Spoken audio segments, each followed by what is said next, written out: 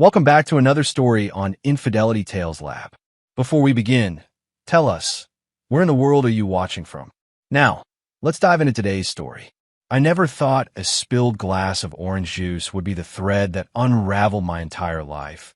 But sometimes the smallest moments reveal the deepest truths about the people we think we know.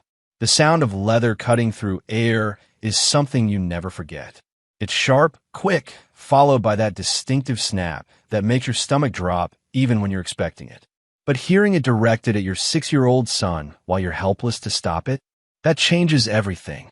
My wife took out belt for our son when he spilled juice. I found myself thinking, the words burning in my mind as I watched Tommy's face crumple in terror.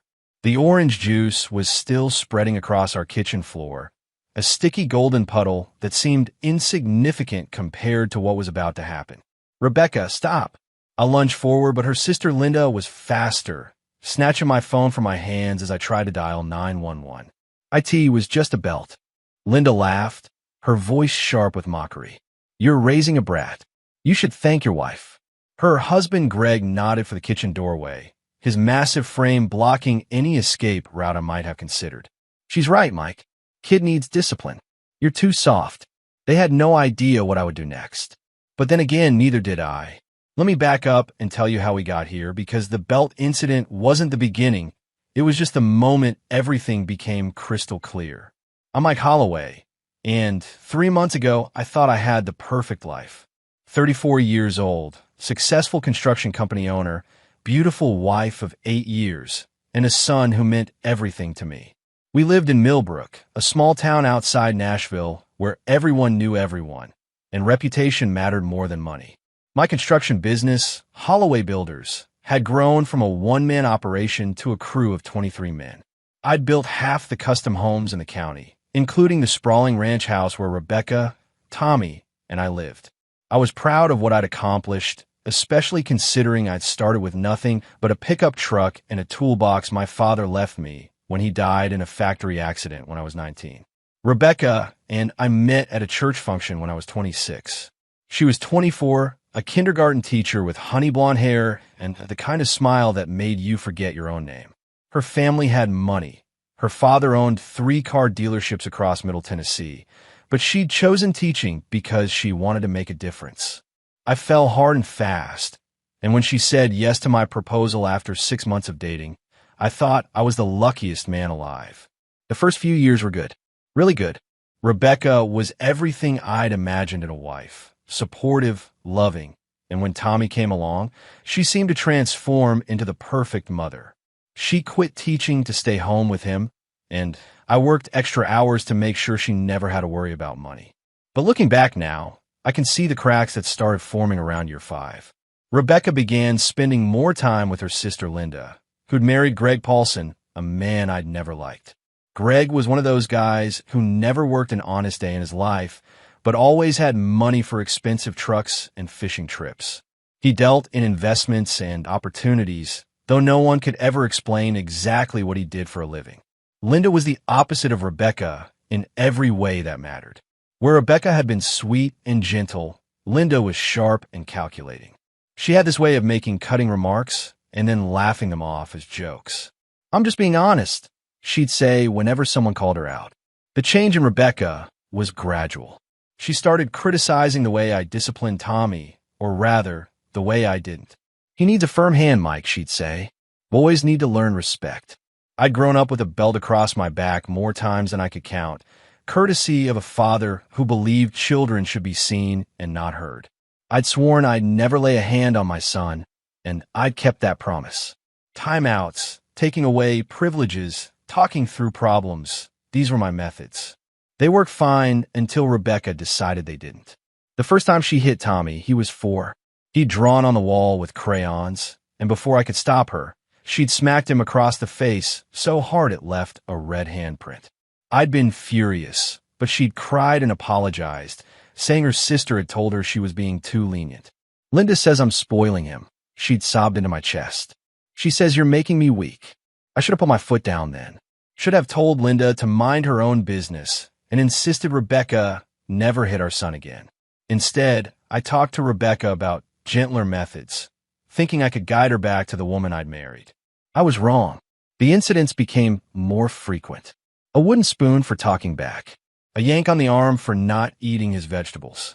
Each time, Rebecca had an excuse, and each time, Linda was behind it, filling her head with ideas about old-fashioned discipline and modern parenting weakness.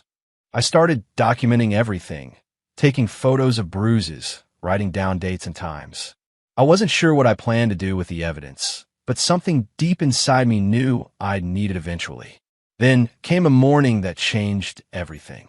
Tommy had been excited about having Aunt Linda and Uncle Greg over for Sunday brunch.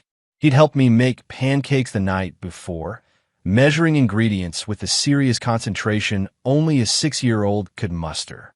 When breakfast time came, he was bouncing in his chair, chattering about the cartoons he wanted to show Uncle Greg. The orange juice glass was full, maybe too full.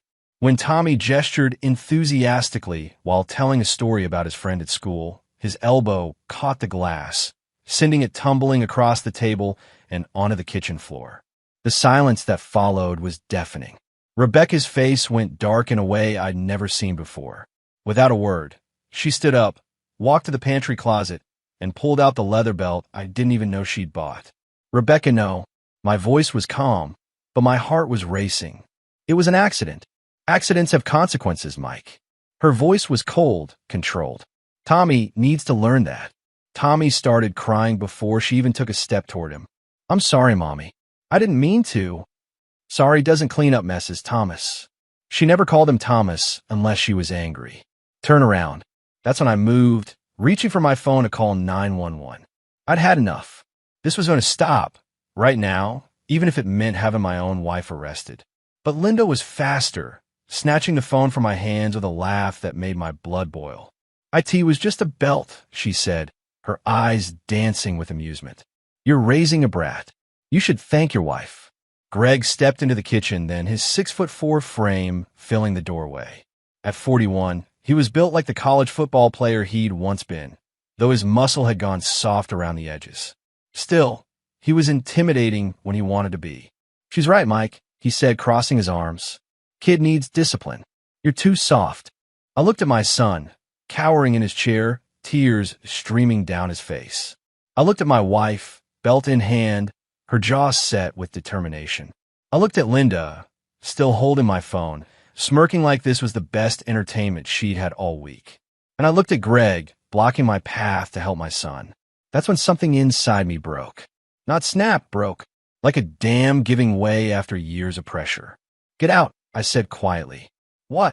Linda's smirk faltered. I said get out. Now. Greg pushed off from the doorframe. Now hold on, Mike. Get out. The roar that came from my throat surprised even me. Get out of my house. Rebecca lowered the belt, staring at me like I'd grown a second head. Mike, what's gotten into you? What's gotten into me? I turned to face her, and she actually took a step back. What's gotten into you? When did you become someone who terrorizes our son? When did you start listening to, I gestured at Linda, her about how to raise our child? I'm just trying to. You're trying to beat a 6-year-old for spilling juice. I knelt down next to Tommy, pulling him into my arms. He was shaking. It's okay, buddy. Daddy's here.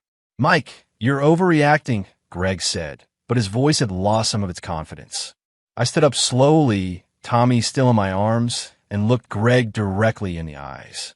If you're not out of my house in 30 seconds, I'm going to make you leave. And Greg, you don't want to find out what that looks like. He must have seen something in my face that convinced him I wasn't bluffing. After a moment of tense silence, he grabbed Linda's arm. Come on, let's go. Linda threw my phone on the kitchen counter with more force than necessary. Fine, but don't come crying to us when he ends up in jail because you couldn't teach him right from wrong. They left, and the house fell silent except for Tommy's quiet sniffling against my shoulder. Rebecca stood in the middle of the kitchen, still holding the belt, looking lost. We need to talk, I said. What I didn't know was that our marriage was already over. The woman I'd fallen in love with was gone, replaced by someone I didn't recognize. And what I was about to discover would make the belt incident look like a minor disagreement. That evening, after Tommy was in bed, Rebecca and I sat in our living room for the hardest conversation of our marriage. She tried to justify what had happened, explaining how Linda had convinced her that my permissive parenting was damaging Tommy's development. She showed me articles, Mike, studies about how children need structure and consequences. Structure doesn't mean terrorizing him with a belt, Rebecca. It's not terrorism. It's discipline. The way I was raised. The way you were raised. The way I was raised was wrong. That's why I promised myself I'd never hit my son. We went in circles for hours. She couldn't see that what she was doing was abuse, and I couldn't understand how the woman who used to sing lullabies to our baby had turned into someone who could make him cower in fear. Finally, around midnight, Rebecca went to bed. I stayed up, staring at the ceiling and trying to figure out how to fix this. That's when I heard her phone buzz on the kitchen counter where she'd left it charging. I shouldn't have looked. I know that, but something made me get up and check the screen. It was a text from someone named D with a heart emoji next to the name. Can't wait to see you tomorrow. Greg and Linda are perfect alibis. Your husband has no idea how often we've been together. My world tilted sideways. I scrolled up through the message history with trembling fingers, and what I found made me physically sick.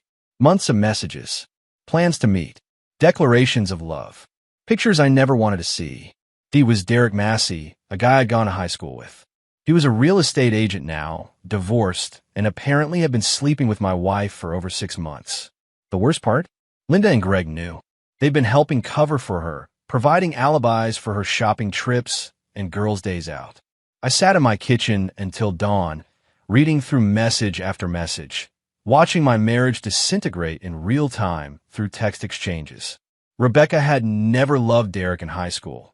He'd been a nobody, a skinny kid with thick glasses who got picked on by guys like me. But somewhere along the way, he'd grown into himself, built a successful business, and caught my wife's attention. The messages revealed a plan that made my blood run cold. Rebecca and Derek had been discussing divorce proceedings, figuring out how to maximize her settlement. She'd been documenting every purchase I made, every business decision, preparing to paint me as irresponsible with money. Linda had been coaching her, teaching her which lawyers to contact, how to present herself as the victim. They planned to take Tommy. They planned to take my house. They planned to take half my business. And they thought I was too stupid to figure it out. By the time Rebecca woke up that morning, I made copies of everything. I transferred money to accounts she couldn't access. I called my lawyer, my accountant, and my most trusted foreman. But more importantly, I'd made a decision that would change all our lives forever. I was going to destroy them all. Rebecca came downstairs around 9, already dressed in her yoga clothes, hair pulled back in the ponytail she wore when she was trying to look younger. She was meeting Derek, though she didn't know I knew that. Good morning, she said, not meeting my eyes. I'm going to yoga with Linda, then shopping. I'll be back around 5. Have fun, I said, not looking up from my coffee. She hesitated in the doorway, maybe sensing something different in my tone, but then left without another word. I waited until I heard her car pull out of the driveway before I called my brother Danny. Danny Holloway was 2 years younger than me, but twice as smart when it came to certain things. While I'd built houses, he'd built a private investigation business that served clients across 3 states. He specialized in infidelity cases, corporate espionage, and what he called reputation management. If you needed to know something about someone, Danny was your guy. Mike, what's wrong? He could hear it in my voice immediately. Everything.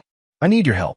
3 hours later, Danny was sitting in my kitchen, looking through the evidence I'd gathered. He whistled low when he saw some of the messages. Jesus, Mike, how long has this been going on? 6 months that I can prove. Maybe longer. He leaned back in his chair, studying me. What do you want to do about it? That was Danny. No judgment, no lectures about forgiveness or working things out. Just straight to business. I want to know everything. About Derek, about Linda and Greg's involvement, about the lawyer she's been talking to. Everything. That's easy enough. But Mike, he paused, choosing his words carefully. What's your endgame here? You file for divorce. You'll probably get joint custody, maybe full custody if we can prove the abuse. You'll keep most of the business, the house. You'll be fine financially. I thought about Tommy cowering in his chair, about the belt in Rebecca's hands, about the months of lies and planning behind my back. That's not enough. What do you mean? I met his eyes, and I could see he understood before I even said it. I mean, I want them all to pay. Really pay. Not just lose half their assets in a divorce settlement. I want them destroyed. Danny was quiet for a long moment. Mike, be very careful what you're asking for. Once you go down this road, there's no coming back. There's already no coming back. The question is whether I'm going to be the victim or the one holding the hammer. He nodded slowly. Okay, give me a week. What Danny uncovered in that week was worse than I'd imagined. Derek wasn't just sleeping with my wife. He was stealing from his clients.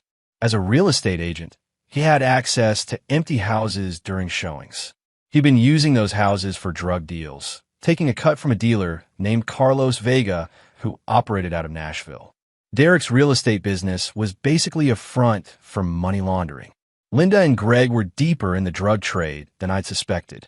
Greg's mysterious investments were actually loans to dealers, with interest rates that would make a mob boss blush. Linda handled the books, washing money through fake consulting contracts with Derek's real estate company. The best part? Rebecca knew about all of it.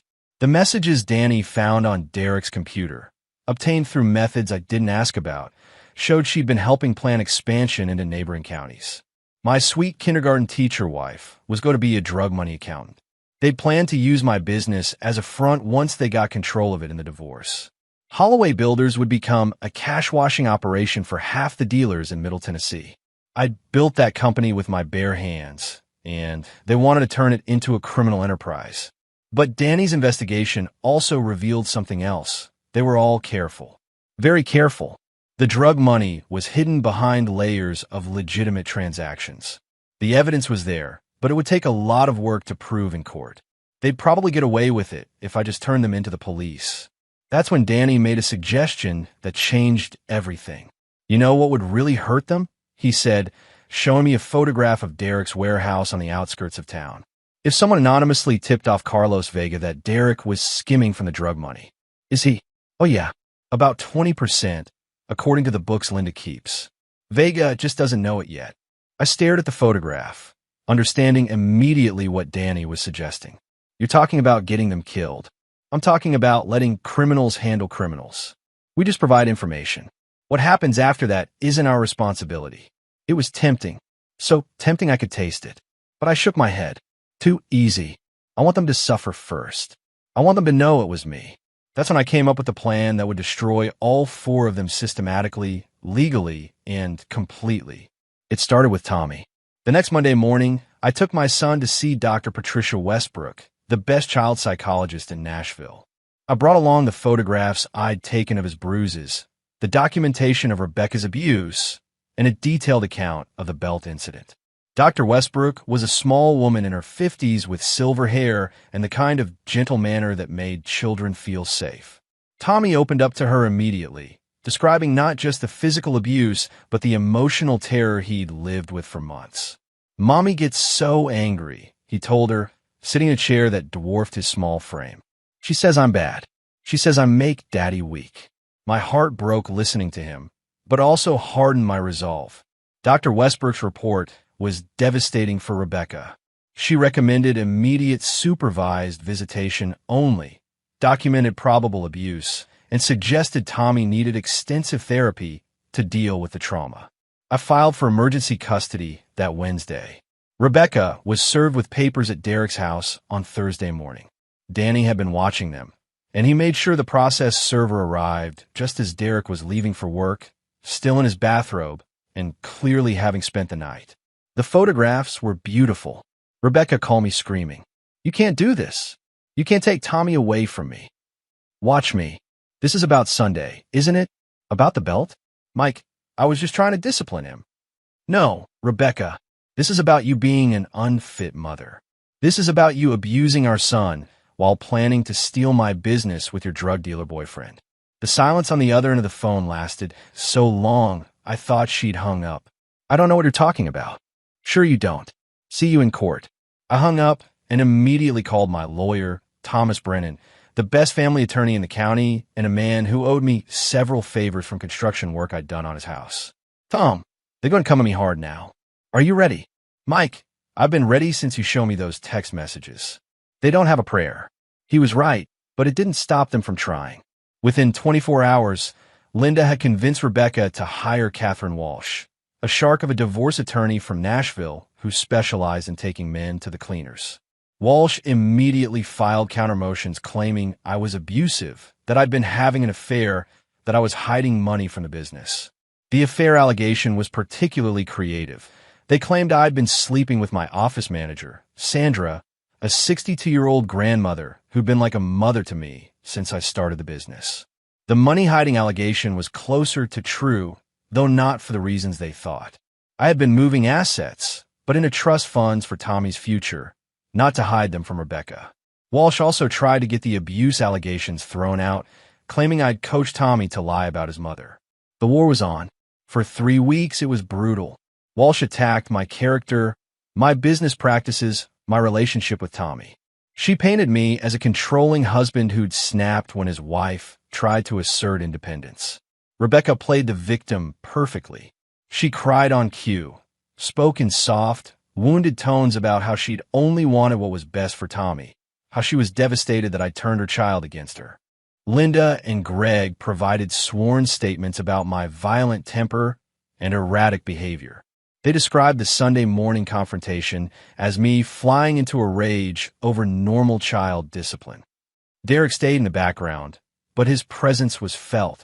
He was funding Rebecca's legal fees, giving her a place to stay, providing emotional support.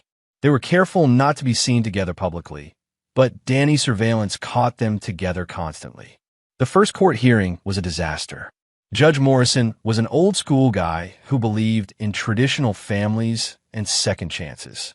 He looked at Rebecca, blonde, well-dressed, tearful, and saw a mother being torn away from her child by an angry husband.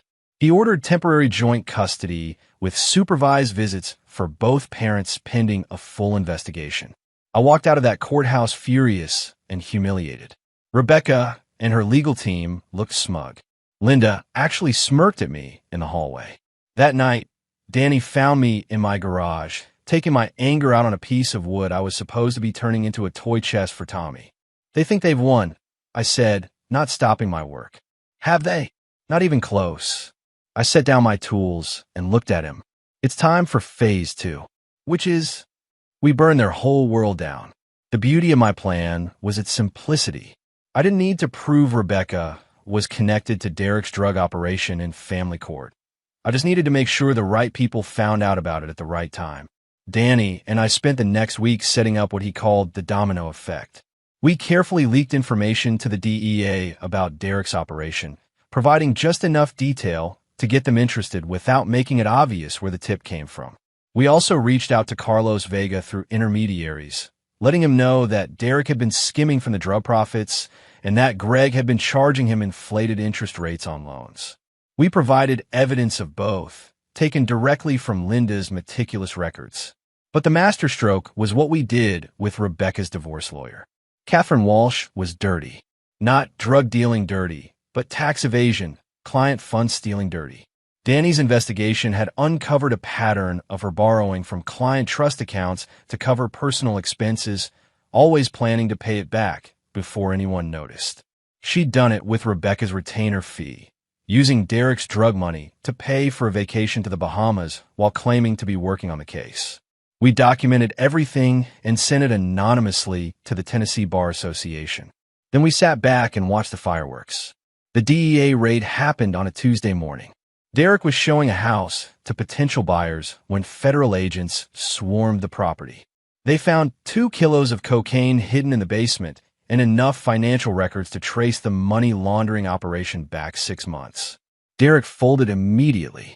Within hours, he was giving up everyone he could think of, including Greg, Linda, and half the dealers in the county. Carlos Vega's response was more direct. Greg's truck was found in the Cumberland River that Wednesday, with Greg still in it. The police called it a robbery gone wrong, but everyone knew better. Linda disappeared, just packed a bag and vanished, leaving behind her house, her car, and a husband's body floating in the river. Rebecca was arrested Thursday morning as an accessory to money laundering. The DEA had found evidence of her involvement in Derek's financial records, including plans to use Holloway Builders as a front operation. Catherine Walsh was disbarred and arrested Friday afternoon for misappropriating client funds. By the following Monday, Rebecca's entire support system had collapsed. Derek was in federal custody, Linda was gone, Greg was dead, and her lawyer was facing criminal charges. I picked her up from jail after she made bail. She looked terrible. Unwashed hair, pale skin, clothes that had been slept in. The confident woman who tried to take my son and my business was gone, replaced by someone who looked broken and desperate. We drove in silence for 10 minutes before she finally spoke. I'm sorry. For which part? Abusing our son? Cheating on me? Planning to steal my business? Or getting involved with drug dealers? She started crying. I never meant for any of this to happen. Yes, you did. You planned all of it. Derek said. Derek's facing 25 to life in federal prison. What Derek said doesn't matter anymore. I pulled into the parking lot of the diner on the edge of town and turned to face her. Here's what's going to happen. You're going to sign over full custody of Tommy to me. You're going to waive any claim to the house, the business, or any other assets. You're going to plead guilty to whatever charges the federal prosecutor offers you. Mike, please. I'm not finished. In exchange, I won't release the additional evidence I have about your involvement in the drug operation. Evidence that would turn your accessory charge into conspiracy and add another 10 years to your sentence. Her face went white. What evidence? I handed her a folder containing printouts of text messages Danny had recovered from Derek's computer. Messages that showed Rebecca had been actively involved in planning the expansion of the drug operation into neighboring counties. She read them with shaking hands, her face growing paler with each page. How did you get these? Does it matter? The question is what you're going to do about it. She was quiet for a long time, staring out the window at the traffic passing by. If I sign everything over to you, you'll keep these secret as long as you stay away from Tommy and me. Permanently. What about visitation? He's my son, too. I leaned back in my seat, studying her face. She still didn't understand. Still thought there was a way to negotiate, to salvage something from the wreckage she'd created. Rebecca, you terrorized our 6-year-old son with a belt because he spilled juice. You planned to steal my business and turn it into a front for drug dealers. You cheated on me for months while pretending to be a loving wife and mother. What exactly makes you think you deserve visitation? I made mistakes. You made choices. Now you get to live with the consequences. She signed the papers that afternoon. The federal prosecutor offered her a plea deal, 3 years in minimum security prison in exchange for testifying against Derek and providing information about the money laundering operation. She took it. Derek got 28 years. He'll be 67 when he gets out, assuming he survives that long in federal prison. Linda was never found. Danny heard rumors that she'd made it to Mexico, but I didn't care enough to verify them. Catherine Walsh got 18 months for stealing client funds and was permanently disbarred. 6 months later, I was sitting in my kitchen on a Saturday morning, watching Tommy eat pancakes and laugh at cartoons on his tablet. He was seeing Dr. Westbrook twice a week and was getting better every day. The nightmares had stopped. He wasn't afraid of sudden movements anymore. He was learning to be a kid again. The abuse charges against Rebecca had been dropped as part of her plea deal, but it didn't matter. She was gone, and she wasn't coming back. Danny stopped by around noon, bringing coffee and donuts from the shop downtown. "How's he doing?" he asked, nodding toward Tommy, who was building something elaborate with Legos in the living room. "Better. Good days and bad days, but more good ones lately." "And you?" I thought about it. 6 months ago, I'd been a happily married father who thought he had the perfect life. Now, I was a single dad running a construction business, while my ex-wife served time in federal prison for drug-related charges. "I'm good," I said, and realized I meant it. "Any regrets?" I looked at Tommy, completely absorbed in his Lego creation, safe and happy and free from fear. "None." Danny nodded. "What they did to you to him, they got what they deserved. They got justice. Is there a difference?" I thought about that for a moment. Rebecca was in prison, but not for abusing Tommy, for money laundering. Derek was in prison, but not for sleeping with my wife, for drug trafficking. Greg was dead, but not because he'd helped them plan to steal my business, because he'd ripped off the wrong criminal. Justice would have been a family court judge who saw through Rebecca's act and protected my son. Justice would have been Derek and Linda and Greg facing consequences for their actual crimes against my family. What they got was karma. Dark, brutal karma delivered by the same criminal world they'd chosen to embrace. No, I finally said. I guess there isn't. Tommy came running into the kitchen, then holding up his Lego creation, a house with a garage and a little plastic man standing in the driveway. Look, Daddy, I built our house. That's awesome, buddy. Who's the little man? That's you. You're protecting the house from bad guys. I hugged him tight, breathing in the smell of his shampoo and feeling his small arms wrap around my neck. That's right, Tommy. Daddy always protects our house. Later that evening, after Tommy was asleep, I sat on my back porch with a beer, looking out at the property I'd built with my own hands.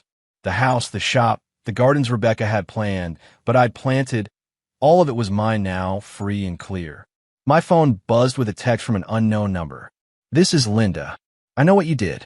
I'm coming back for you. I read it twice, then deleted it and blocked the number. Let her come. Let them all come. I'd learned something important over the past year.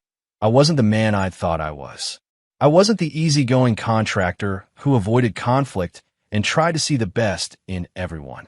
I was someone much more dangerous than that. I was a father who would do anything to protect his son, and a man who never forgot and never forgave betrayal.